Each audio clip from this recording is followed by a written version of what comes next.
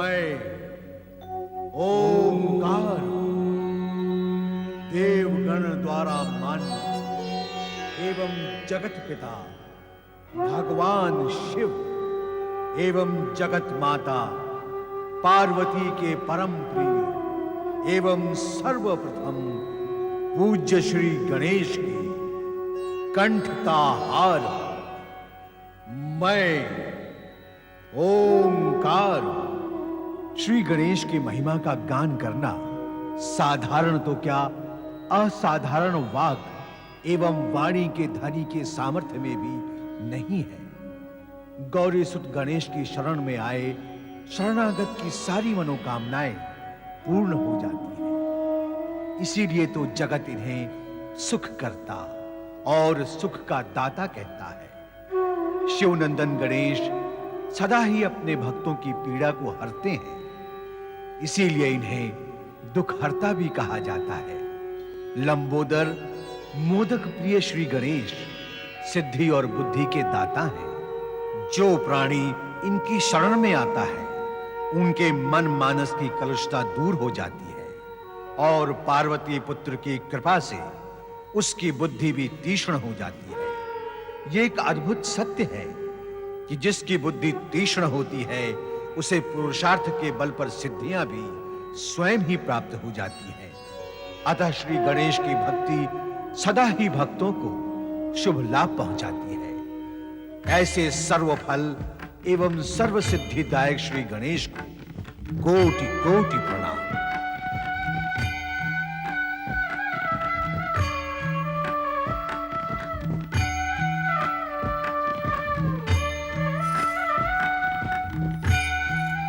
सर्वप्रथम पूज्य परमेश्वराय नमो नमः। ओम विघ्नेश्वराय नमो नमः। मेरे यहाँ उपस्थित होने से आपको कोई असुविधा तो नहीं हुई गजानन गणेश? देवऋषि, असुविधा की शंका आपके मन में आई कैसे? नारायण नारायण। वो इसलिए कि जब मैंने यहाँ प्रवेश किया तो आपकी दृष्टि में वो हर्ष की स्वीकृति नहीं थी जो किसी अतिथि के आने पर अतिथेय की दृष्टि में होती है। आपके नेत्रों में क्रोध की झलक थी शिवनंदन। देवऋषि, आप तो हमारे पूज्य हैं। आप पर भला क्रोध का क्या कारण? ये अनुचित कार्य तो हमें ही पाप का भागी बना देगा। देवऋषि, हमने आपको क्रोध से नहीं आश्चर्य से देखा था, और आश्चर्य का कारण ये था कि आप तो कभी इस ओर पधारते नहीं। आज पधारे हैं तो अवश्य विशेष उद्देश्य के साथ ही पधारे होंगे, और ये उद्देश्य क्या है इसी ने आश्चर्य उत्पन्न कर दिया। हे विघ्न विनाशक, आपका विचार सत्य है। मैं ये तो नहीं कहूंगा कि मैं मात्र आपके दर्शन करने आया हूं, किंतु मेरा उद्देश्य ऐसा भी नहीं है जो आपको चिंतित कर दे। मैं तो यही निवेदन करने आया हूं कि देवी बुद्धि और देवी सिद्धि के साथ विवाह करने के पश्चात आप अपने माता पिता और कैलाश को तो सर्वथा भूल ही गए हैं। नहीं देवऋषि, नहीं। माता पिता को कैसे भूला जा सकता है? तो फिर आप कैलाश आए क्यों नहीं? क्या वो समय आपकी स्मृति में दृश्यमान नहीं होता जब आपकी और कार्तिकेय के हास्य और हास्य से पूर्ण किलकारियां कैलाश पर गूंजा करती थी? क्या आपको स्मरण है कि आप दोनों को साथ साथ प्रसन्न मुद्रा में देखकर भगवान भोलेनाथ और माता पार्वती का मुख प्रसन्न हो उठता था? आप दोनों को समीप पाकर उनका हृदय आनंदित हो जाता था। इतना ही नहीं, जो भी भक्त भगवान भोलेनाथ और माता पार्वती के दर्शनार्थ कैलाश पर आता था वो आपके भी दर्शन पाकर धन्य धन्य हो जाता था। क्या वो सब आपको स्मरण है? है क्यों नहीं देवऋषि, अवश्य है। यदि है तो फिर आप इतने समय से वहां आए क्यों नहीं? आपके माता पिता आपकी प्रतीक्षा करते रहते हैं, परंतु किसी से कुछ कहते नहीं। उनका दुख देखकर मैं भी दुखी होता रहता हूं। आज मैं यहाँ यही दुख प्रकट करने आया हूं।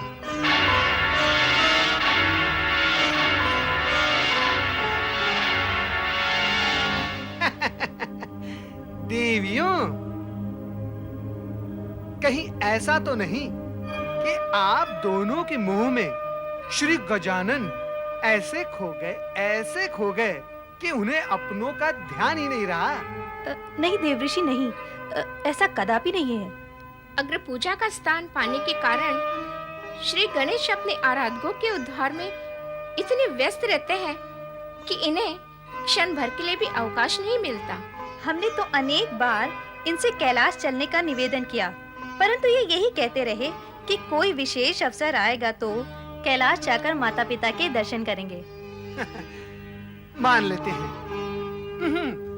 मान ही लेते हैं कि श्री गजानन को समय ही नहीं मिलता, किंतु ऐसी स्थिति में आप दोनों तो कैलाश जा सकती हैं। पुत्र वधुओं का मुख देखकर भगवान भोलेनाथ और माता पार्वती अधिक प्रसन्न होते। देवऋषि, आपकी नारद लीला तो जगत प्रसिद्ध है। विवादें और भेदे उत्पन्न करने में आपकी लीला को श्रेय प्राप्त है। अर्थात आपकी बातों से आशंका उत्पन्न होती है कि आप कहीं पति पत्नी तथा माता पिता व पुत्र के बीच संघर्ष का बीजारोपण तो नहीं कर रहे हैं? नारायण नारायण, आप मेरे विषय में ऐसा विचार करके मेरे साथ अन्याय कर रहे हैं गणपति महाराज। नहीं देवऋषि, आप लोगों के बीच वैमनस्य उत्पन्न करके क्या मुझे भगवान भोलेनाथ, माता पार्वती, स्वयं आपके बुद्धि सिद्धि के क्रोध का पात्र बनना है? नारायण नारायण, मेरे अधिक समय यहाँ ठहरने से आपकी शंकाएं भी अधिक विस्तार पाएंगी, अतः मेरा यहाँ से प्रस्थान करना मेरे लिए उत्तम होगा। नारायण नारायण नारायण नारायण नारायण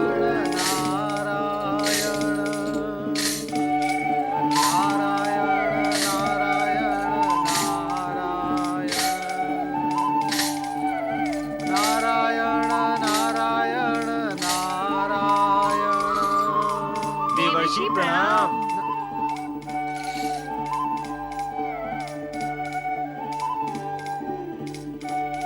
प्रणाम देवर्षि।